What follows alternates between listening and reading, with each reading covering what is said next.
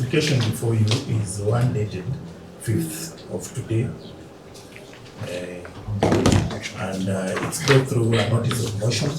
And It's dated one or today, dated 5th today, of 5th of August. yes. It's brought by National Cohesion Integration as the applicant against the respondent, Justin Kinyua, who is before this honorable court.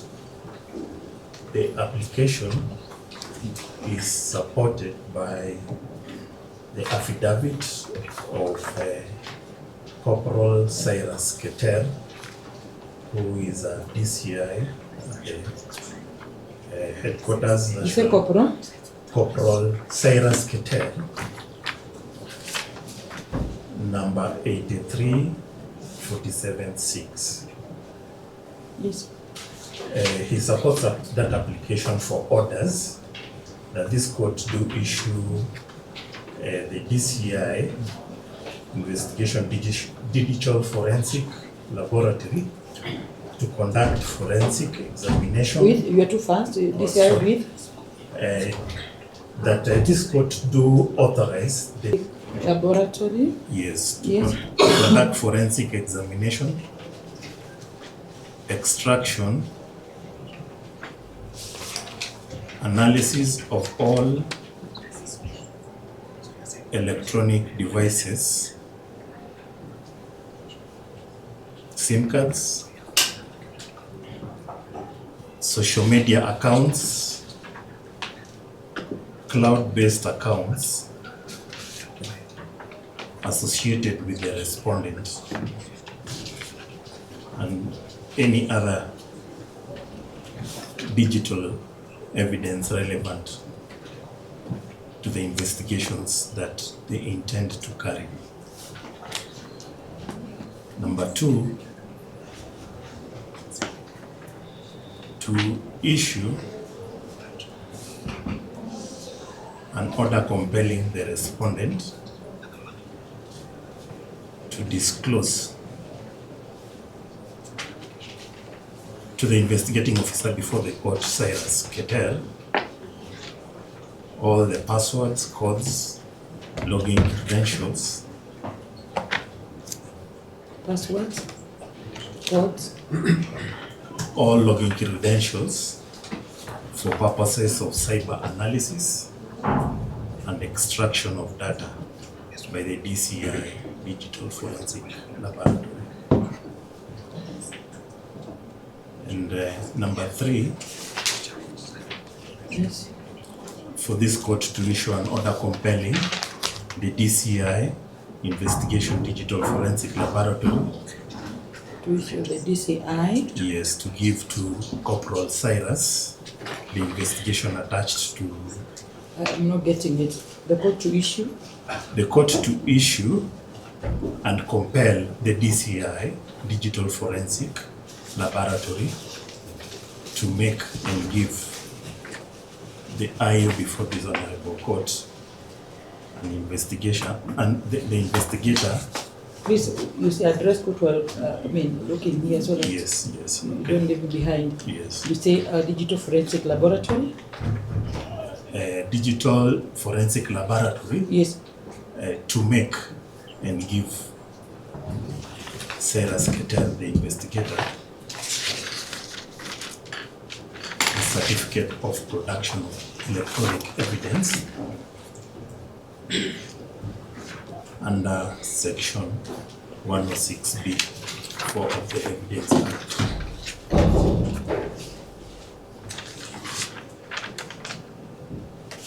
Yes.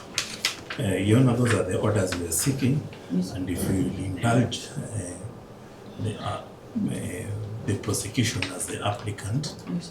so that the investigator can expound on one or highlight one or two things important that he may feel the court needs to know why he needs these orders under oath.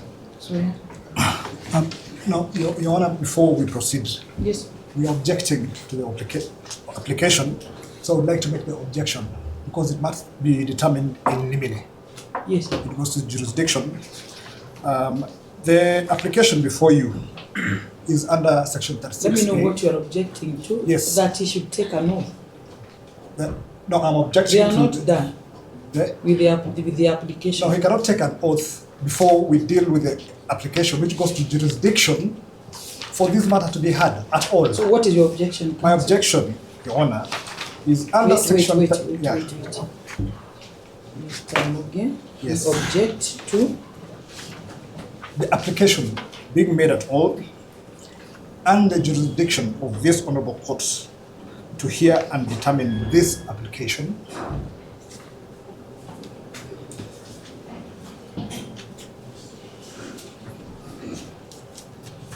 Yes. The application is being made by the prosecution as admitted and under Article 49(1)(f) and G and Section 36A. The say it's being made Yes. under Article 49(1)(f) and G, read together with Section 36A of the Criminal Procedure Code. Section 36A(2) is very clear on who makes this application. The application is to be made by a police officer, not the ODPP. And yes, the application will be supported by the affidavit of a police officer under 36A(3). You're saying that it should be made by the police officer and not Yes. ODPP. And then not ODPP. Yes. As a matter of fact, Your Honor, the ODPP in matters pre-charge are not even seized of the matter. We are at the investigative stage of these proceedings. They have no standing before you in this matter. And we are aware that such applications have been made before based on practice. Our objection is on jurisdiction to be determined in limine. These applications by Section 36A must be made by the police, not the state. And we would like a decision on that application before they can proceed. Over agenda, Mr. Sen. You know, we are proper before this honorable court. It's been practice that such applications are made through the ODPP. The police, when he wants to vent his arguments, he has to do it through the ODPP. And I do not see any gaps in the application, and I wish to reiterate that we are proper before this honorable court.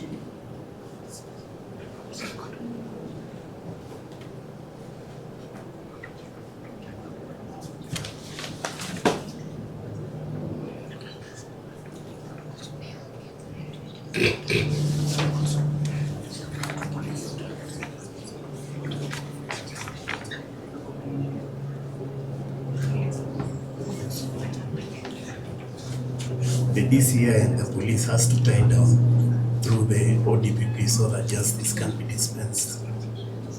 And this is the channel.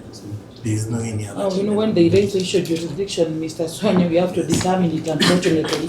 Yes. And I wish they would have even raised it before we write so much and get tired. Your Honor, that is it. Your Honor, that is what we wanted to do, but you said... No, you did not. You I did told not. you we You were going just to do realized that. that you need to raise it midway. Hello. When they are tempted to call the investigating officer to swear. So we will deal with the issue Yes. jurisdiction first. Yes. And Yes, and I would like to quickly join on our objection. There's nothing, Your Honor, about practice. The law is clear, and it reads, I will read verbatim. And this is 36A2 of the CPC. And it reads, Wait. yes.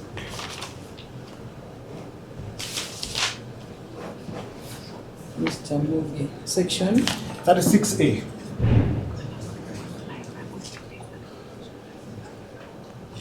And 6A 2. I read verbatim. Notwithstanding subsection 1,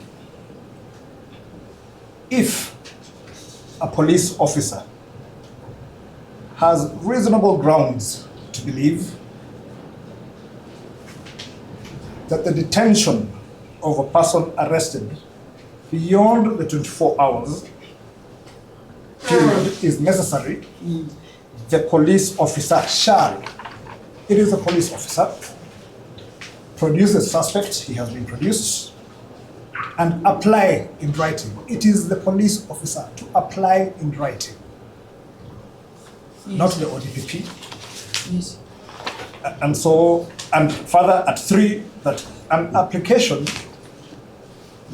under subsection 2 shall be supported by an affidavit sworn by the police officer, the very same police officer making the application in writing. Nobody else. The words are mandatory, shall, and has nothing to do with practice. So, on your honor, on that objection, we pray that the accused person be released on reasonable bail, pending charge.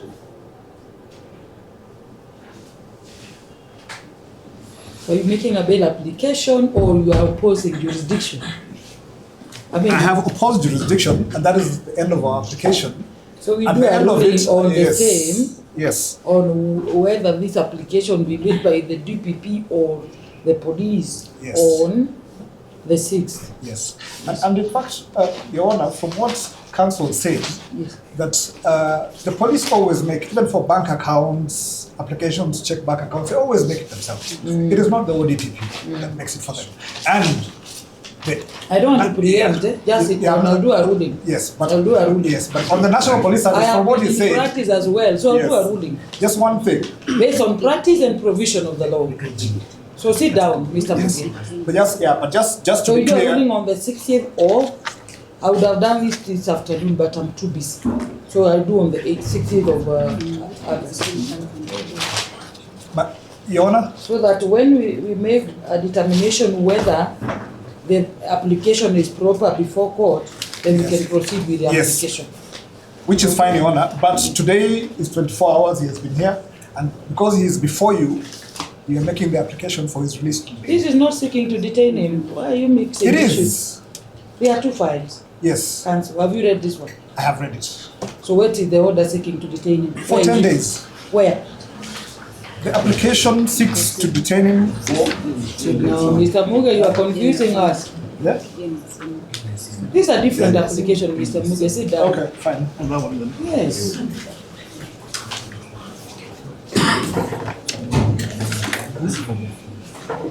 E792 of 2026, Justin Kinyua Mwangi.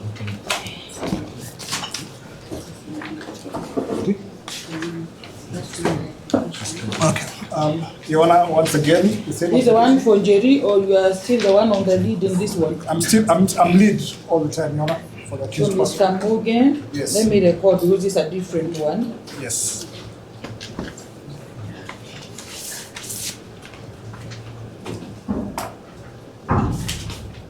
This is Mr. Muge appearing with Jerry Maina. Let me come again so that we record. Oh, they are not in this Yeah. one. George Sakimba, George Sakimba, Bernard Nderitu,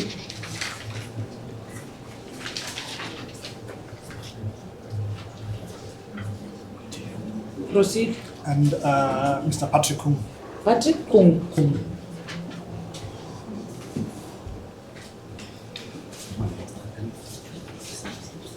That's it. How do you want to proceed with this one, Sonia? Your Honor, let me be noted that this is a notice of motion dated the 5th of August today, drawn by the Office of Director of Public Prosecution. Dated dated 5th of August. The application is brought under Article 49. So if by no Mr. Yes. Muge has read the application, you are raising similar objection? Yes, so we'll just adopt the objection. Yes? We'll adopt the same objection? No, I want to write. Okay. Yes. This is So- a different matter. Yes. So means now that you have talked about the application, Yeah. let's hear. If he's raising an issue jurisdiction, we first consider that one. Yes. Yes. So, Your Honor, I'm raising an objection that goes to the jurisdiction of the court.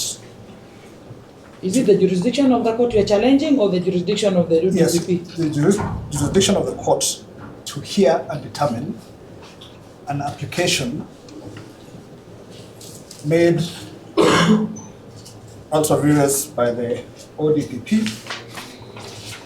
under Section 36A of the CPC, Criminal Procedure Code.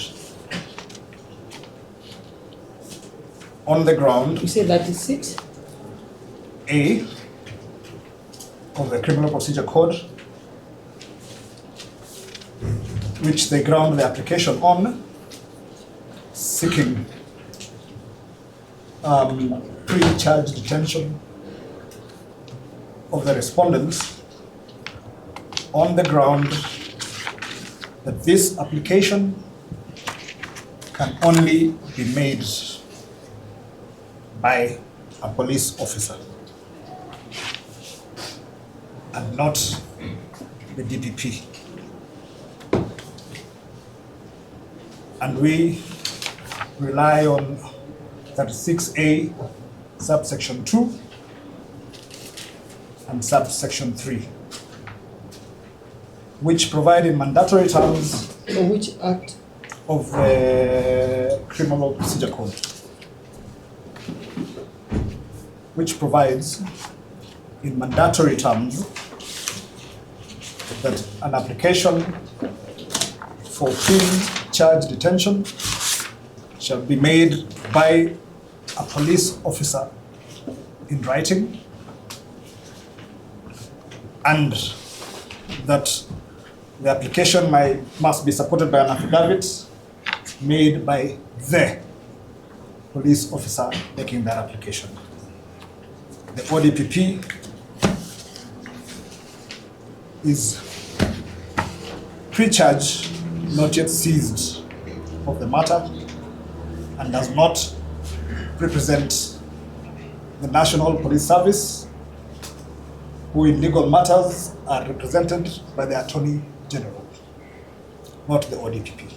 So you are saying that the police are Represented by, in legal matters either by internal counsel or by the Attorney General, not the ODPP. yes. That's the application. I mean, Your Honor. And Your Honor, once again, because they seek for pre-charge detention, we You seek for... made your application first, then we hear what he has to say. Mr. Soni? You know, we've reiterated. Because I'm just wondering, Mr. Muge, why do you want to prosecute the application and you are seeking orders before a court that has no jurisdiction? It can't work that way. They either have jurisdiction or not. Your Honor, So that I issue said- must be Your Honor, I determined think first. we are misunderstanding each other. I say We are you have not. no jurisdiction The record is very clear. to determine an application made ultra vires. You don't have jurisdiction to determine that application. Yes, I understand. Yes. And in simple terms, I'm saying, and I asked you, are you saying this court has no jurisdiction? And you said yes, Yes. that you raised an objection that goes to the jurisdiction of the court, Yes. okay? Yes. In determining the Yes. application. Yes. So if I got your words clearly, you are challenging the jurisdiction of this court In regard to the application. to the entire application. Yes. Proceed. You know, just to reiterate, we are the authors of this application, the Office of Director of Public Prosecution. They are the ones who have signed this application. And the court has to, we invite the court to look once again at the articles that have been cited in the notice of motion. And we speak for the public, and the public speaks through the criminal justice system, which has achieved. You speak through You speak for the public, We speak for the public, and there's a chain. including Mr. Muge, it's also a public. He's also public. You speak for the public, yes? Yeah, so we are the advocates for the public. Yes. This is the path. There's no any other path. So if he wants to insist on his argument, justice will stop. But if you want to. If he wants to insist on his path, then we will not have justice. Justice will stop. There has to be a way out. Yes. Mr. Muge, or you are not still on your feet? Yeah, no, that's it. Yeah. In quick Because rejoinder, I was simply just responding to his To the objections. I objection, cannot yes. go further. Which is an objection. so So Your before Honor, you cannot both stand, so somebody should give Mr. Sonny some seat. Ule mzungu wako mwisho si ngoje utoke prosecutor akae. so Your Honor, in quick rejoinder, Your Honor, in quick rejoinder, Yes. he does not represent Kenyans at all, but only in matters where the state is a complainant. And once again, there is no charge before you. There is no accused person before you. And that is the only time the state will be before you. The section is mandatory. The application shall be made by a police officer, not the ODPP.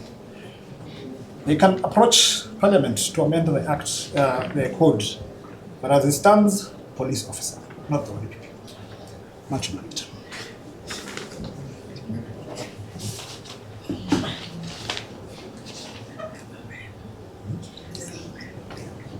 We both do rulings on the 30th of August.